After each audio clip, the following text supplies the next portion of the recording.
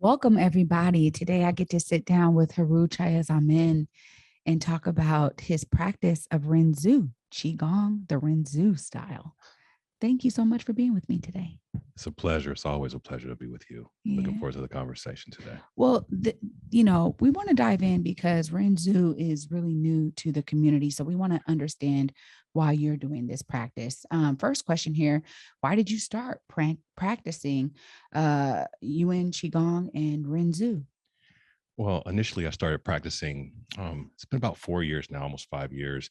I started as a spiritual endeavor. I was really focused on holistic health and well being around my spiritual growth and development, my mental well being, and my physical well being. And one of the major tenets of my spiritual work was really focusing on Qigong. Mm. So there wasn't a Qigong instructor up here that I knew. So I started looking around. And when I came across Renzu, what I really loved about it was that it was about changing your patterns of behavior. And so I dove in there, started with Tinyuan practice, and really just fell in love with the practice and saw just major changes with it. So I continued on. Yeah, well, it's definitely, I think, been a major addition to the community. Um, and so you're talking about what brought you to the Renzu path, which is kind of the next question, but you just answered it a little bit. I want you to be able to dive in because in your spiritual practice, there are other forms of Qigong, but then Renzu specifically, there's something there that really drew you to that. And was it about the form? Was it about what you were experiencing afterwards?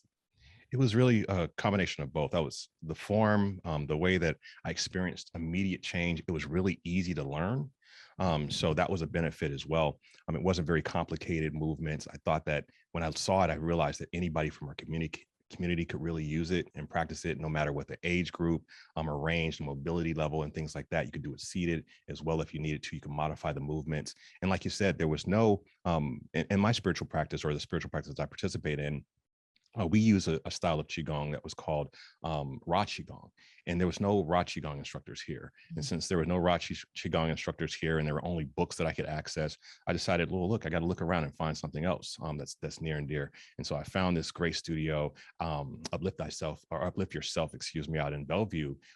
Kelly's the instructor there, and she happened to be the demonstrator for the Renzu practices that I was watching on YouTube and other videos. When I downloaded my first Renzu practice, it was her. And so I got to interact with her and learn from her firsthand. It was just really an amazing experience.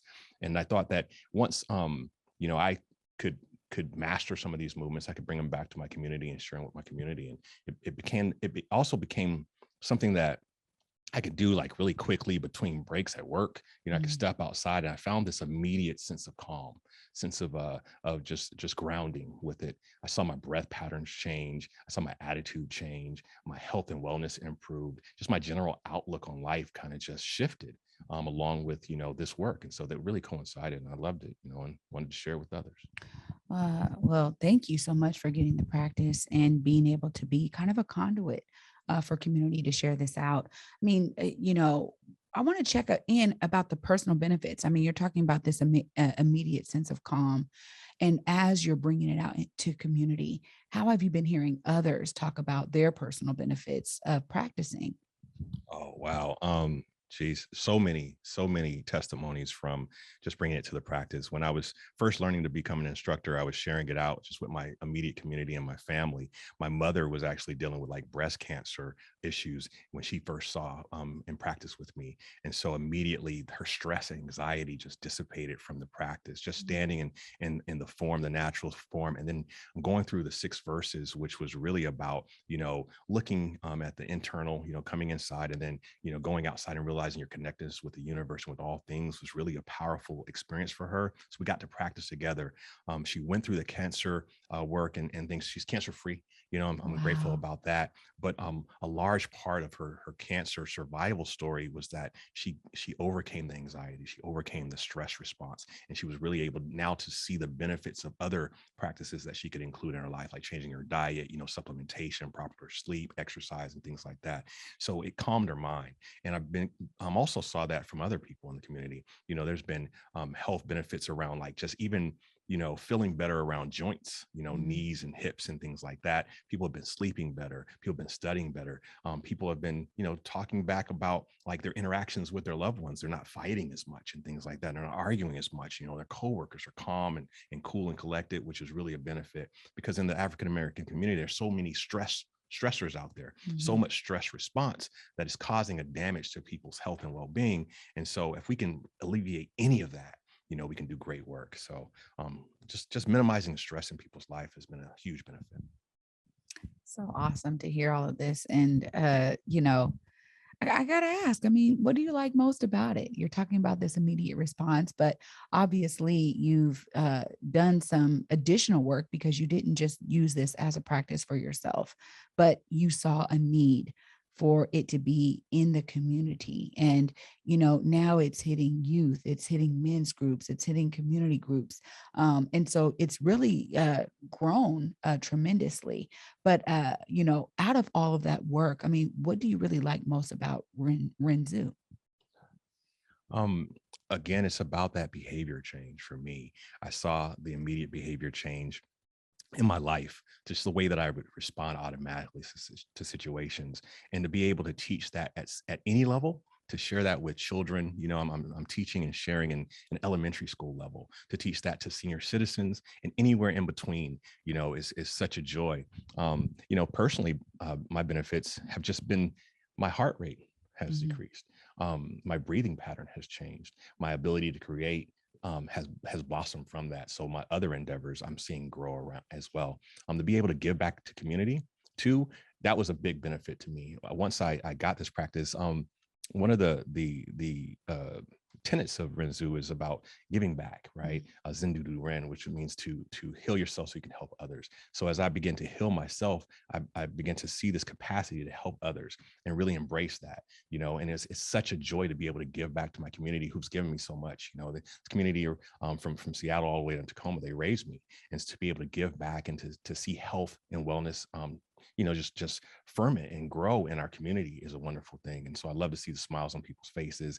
I love that, after we finish and wrap up with our practice, people are like, hey, that felt great. I'm just overjoyed. I feel good about my day, feel empowered about going forward and dealing with life, that we can, get rid of some of the tension that people are carrying automatically so they can really focus on what's important in life, and build, good relationships and community. So, being able to give back has been my greatest blessing from it for sure. Amazing. Uh, you know, it's talking about you becoming a Renzu practitioner and what motivated you the most. But I'm hearing through your answers already that so much of this was again about you seeing a need in the community. When we talk about kind of voids that are out there and how we fill these voids, there's a lot of different ways you could have done that. But you realized, man, nobody's practicing qigong to my community, Right. right? And so there's something very specific about you saying and choosing qigong as Right. your way of doing that, right? Mhm. I think you can talk about all these self-healing books and other things, that ways that people holding workshops and these kind of healing circles, but you said, nah, this right here is what I need to be doing. And so I want to talk about the specificity of Renzu, Mhm. and you saying like, there's a void here and I see how it's benefiting me, but there's ways that this is going to benefit others. So just talk to us about that specificity of you being like, I could do a lot of different things, but I'm choosing Renzu. Yeah, I mean, when I first stepped into Renzu practice, I looked around. There was nobody that looked like me, Mm. right? And I've been a martial artist my entire life. Jujitsu and Taekwondo and Aikido and things like that. I taught, self-defense tactics and things. And there were always some people that looked like me there, but inside of Qigong, I just didn't see that. And so I was like, okay, well, we got to change that, because it's helping me. I got to help somebody else. And so as I began to get better and do more practicing, I started practicing every day. I ran into some Black men that were into martial arts, and I was like, hey, have you ever heard of qigong? And I came across this brother who was like, yeah, I heard of qigong. I was like, you want to practice together? He's like, sure. And so we started going out in parks.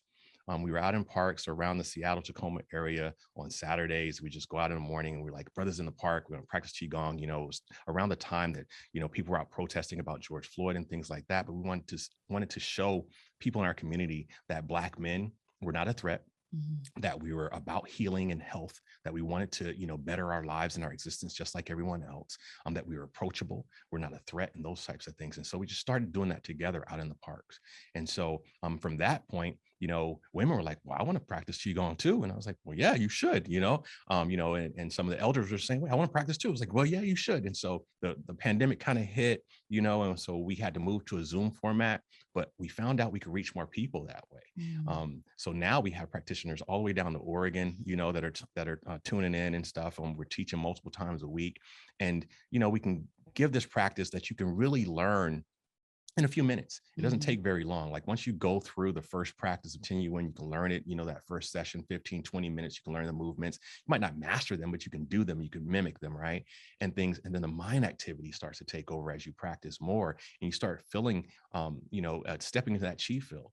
And then as we step in that chi field, we just start seeing our community grow and heal. And that's a beautiful benefit. So the one thing that I really enjoy about Renzu and this method is that it's not just about the martial art. It's not just about the Qigong method. It's also about changing your life, Mm. changing your pattern of behavior, getting back to your natural state, right? The idea that your natural state is a peaceful existence, that you were created in this image of peace, right? And if you can get back to that natural state, you can begin to reach solutions to your problems rather than just, run from problems or go, and indulge in things that are destructive to you. You can go find modalities of healing, right? You can start eating better. You can just get your night's sleep, or you can just not be stressed out for that moment, that day, which is really powerful for our community, because it's stress is the number one killer in our community. No matter what else is going on, stress contributes to it. And so if we can really alleviate that stress, we can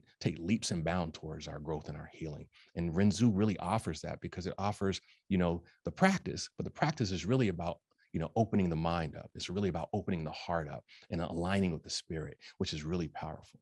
And not many Qigong practices talk about that aspect. They talk about, oh, just do the movements, Mhm. right? But not how is it going to change my life? How is it going to affect my life goals and things? And how is it going to assist me to get there? And Renzu has really helped with that for me. And so let's multiply that to our community. Oh, brilliance. Um, so I'm receiving what you're saying, and it's a beautiful thing to actually witness it happening in community, and hearing people be like, man, I need to get on that Qigong. Now they're starting to really recognize it. Right. And so, aside from the practice, how do you feel as being that kind of liaison now, that conduit for people to realize, man, this is so helpful? But it's like spreading, because now word of mouth is out there. People are hearing from others who are receiving these benefits and experiencing the benefits of the practice.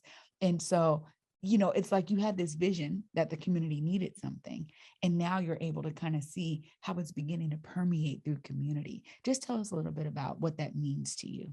Oh, I'm honored, humbled and honored. Really, I didn't know that it would touch so many people.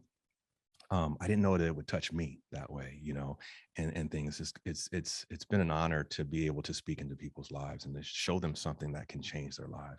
And it's humbling, because I'm like, well, who am I, to be able to be in this position, to be able to share. So I'm just really grateful for the opportunity to love on my people. To love my family, to love my community, to love my friends, and to receive that love back. When I hear the stories of success, when I see the smiles on people's face, when I just start seeing the calm, permeate through their lives, it's a blessing. It's like, I heal myself, I get to help them, right? And by helping them, I continue to heal myself. So it's just Mm. this circle that continues to just, to continue around. And so we're helping each other, and we're always in this chi field now.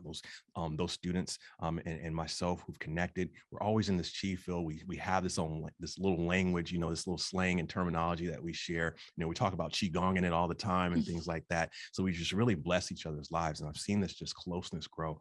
And I've always wanted, more family, Mm. right? And not necessarily am I going to go around and have a bunch of kids myself. So I just adopt a family. I created family, and it's been great to have mothers and sisters and fathers, now cousins and nieces, nephews, all join in doing qigong together. This is my family, it's my community, and I love them. I want to see them flourish, and this is one way that I can do that, and give back. Giving back indeed. It's such a beautiful thing to witness. More specific to the Renzu method here, what is your favorite heart quality? Oh, um, if I was to think about it, I guess the first one, trust, is a big one for me.